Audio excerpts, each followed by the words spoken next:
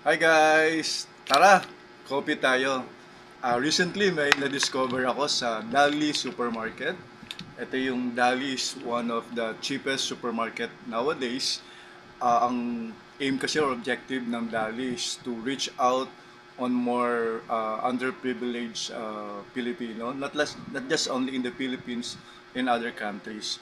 In fact, yung Asian Development Bank nag-invest sila ng around $80 million para mas dumami pa yung Dali branches here in the Philippines. So na-discover ko recently itong Coffee One. Grabe sa isang coffee na ito at price at 195, so less than 2 pesos. Meron ka ng coffee na combination siya na Arabica and Robusta at sobrang sarap niya. Better than S.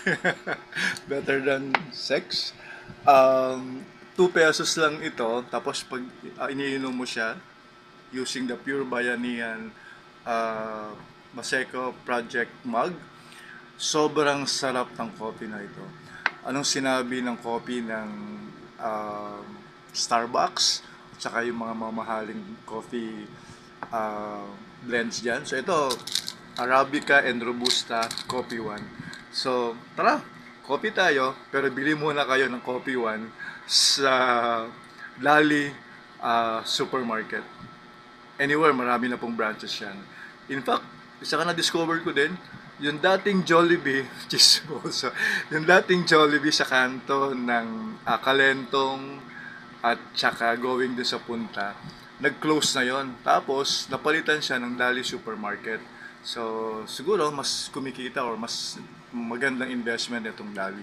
Kasi nga, mura, affordable, as maganda sila mga quality products. Isa rin doon sa burrito ko. Itong ban nila, sobrang sarap din ito. Magkano lang siya? 26 pesos, 28 pesos lang. Yun, masarap din yung mga ban nila doon. Tsaka yung mga tinapay. So tara, coffee tayo. Coffee one.